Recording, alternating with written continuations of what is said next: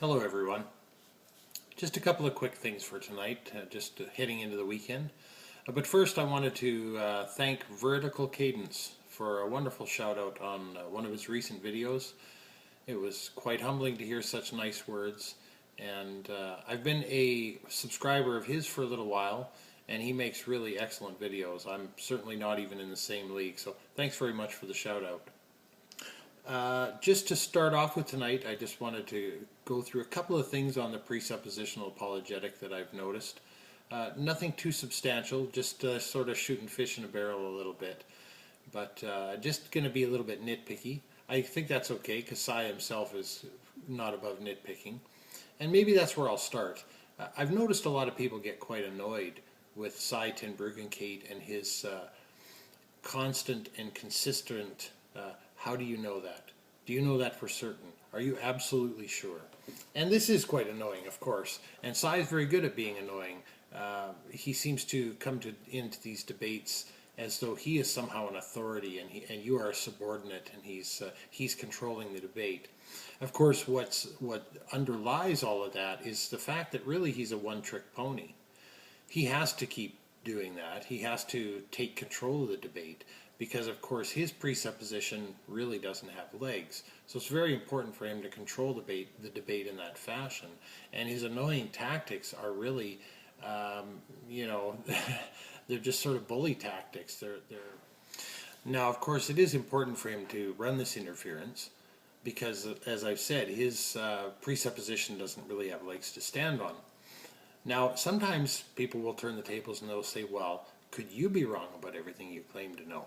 And of course, Sai will say, no, there's certain things that I can't be wrong about. And it might be asked of him then, well, what do you know for certain, and how can you know it for certain? And he would say, well, because it comports with Scripture. Now, of course, it would follow then that if you can know things for certain because they are revealed by Scripture, that the entirety of Scripture would have to be accurate. Otherwise, you couldn't know for certain what's been revealed to you was accurate if there were flaws in the Bible. And of course, we all know, that there are many inaccuracies and flaws in the Bible. So again, and of course at that point, then that turns back into the, well, I don't discuss that with unbelievers, right? That's fodder for Bible class, not fodder for discussion with non-believers, which again is just another smokescreen for the fact that that portion of his argument has no basis. Now, one other thing along the same lines is Sai ten Bruggencate will say that he can have knowledge because God can reveal things to him in such a way that he can know them for certain. Now, one of the things that he doesn't really get pressed on is, what is this way? If it can be revealed in such a way, what is the way? Now, sometimes he'll say Scripture, but that really doesn't answer the question, actually. What is the way? Is there someone talking in his head? How is that Scripture speaking to him more than any other manuscript? Is it the only manuscript he's read? And what way do the words on those pages speak to him any differently? Because again, there's plenty of problems within the Bible, so why would that speak to him in any different way? And it's not something he's pressed on. I would be interested to see the answer to that question. One of the other things that Sai likes to do, especially when it comes to his assertions that reasoning is viciously circular, is to throw around the accusation that you're making a tu quoque fallacy or a you-too fallacy when someone says, well, hey, you use your reasoning to justify your reasoning as well. And I don't think this is a tu quoque fallacy because it's a basal ability, right? That would be like saying, that it would be a tu quoque fallacy to say to someone, well, you walk also, you have legs too. It's just such a core fundamental ability or characteristic of human beings that I just don't think it qualifies. There are other arguments where it might be justified to stop someone in their tracks, which is what he's trying to do. By accusing them of making a fallacious argument in this manner. But I just don't think that it qualifies. and mostly because it's so core. But again, even so, it really doesn't matter, because what he's claiming is he's claiming another method of reasoning, another method of having certainty and having knowledge, but he's not able to demonstrate it in any form or fashion. And so unless you can do that, unless you can demonstrate it for us and show us, it can be assumed to not exist. Now, continuing on the truth tract, I find it interesting that Cy and Eric Hovind, Cy ten Bruggencate and Eric Hovind, will a lot of times attack atheistic or naturalistic worldviews as not being able to account for the uniformity of nature. And I've seen comments to this effect as well that are just absolutely ridiculous.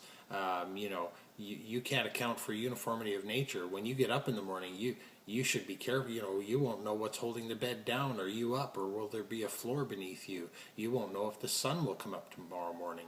And of course, this is absolutely ridiculous. We understand the uniformity of nature because we've observed it. The phrase uniformity of nature doesn't exist in nature. We've observed it, and therefore we made the phrase.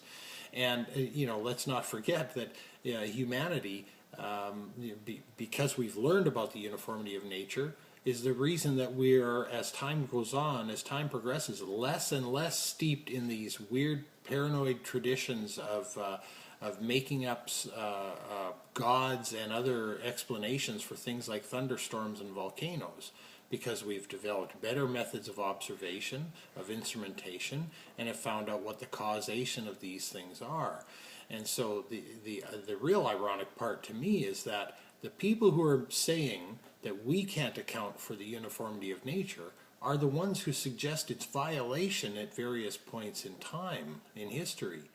Now, in keeping with the uniformity of nature, I find it interesting that a lot of times when Cy will get pulled off of his track of how do you know that for certain, and how do you know that to be absolutely true, and we start talking about things like the uniformity of nature. It's really quite embarrassing, actually. It's embarrassing to even have to cover this ground, because it's so basic.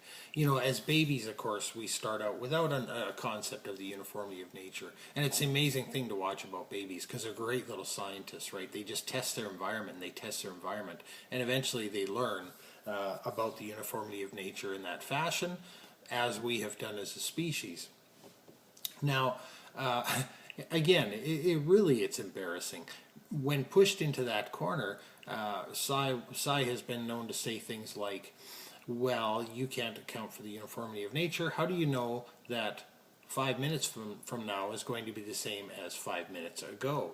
And of course the answer would be, 5 minutes from now will be the same as now. And of course the answer will be given to him, well, because 5 minutes ago was the same as now, so we can therefore project. And he'll say, well, this is faulty reasoning. By that reasoning, I've never died, so I should never die. I have no experience of me dying, so therefore I should never die.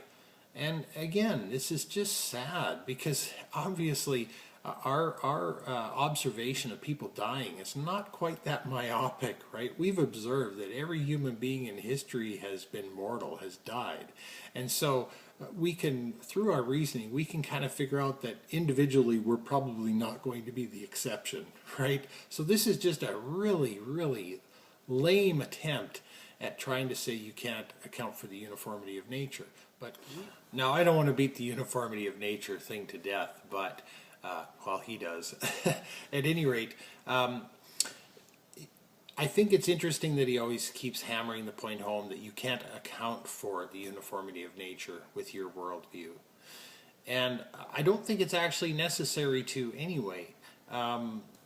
We observe a wavelength of light, and we call that blue, and blue is the description of that wavelength of light. And that would be like saying you can't account for blue. The uniformity of nature is just a description of something we observe. Now, like I said, I don't think it's really all that important that we can account for it. We just have to abide by it. We have to, we make all of our processes and plan our lives and make our machinery and our gadgetry such that it's going to take advantage of the uniformity of nature. Obviously, it makes our world nicely predictable, right? You know, that's kind of a good thing. And again, it's just very ironic to me that the people who are making those assertions are the ones who have the only description of the uniformity of nature as being non-uniform. Now, just before I wrap up, I just wanted to get back to the presupposition itself. And I've noticed in a few of the debates that Sai's been in, one of the things that seems important for him to do is to make sure that you have presuppositions as well. So he'll say, hey, we all have presuppositions, so do you, and we're just here to show that our presuppositions are virtuous. And expose yours for being, you know, circular or garbage or whatever. And it's very important for him to do this, of course, but I would submit that it's important for anyone with critical thinking skills and considers themselves to be reasoning to make sure that they're leaving their presuppositions aside. I mean, certainly it would behoove a scientist to do that. Yes, we're going to have a base knowledge, base ideas, but presuppositions I still think are dangerous. Now they'll say you have a presupposition that God does not exist. I don't believe this, at least not for myself. I don't have a presupposition that he does not exist or that there is no God.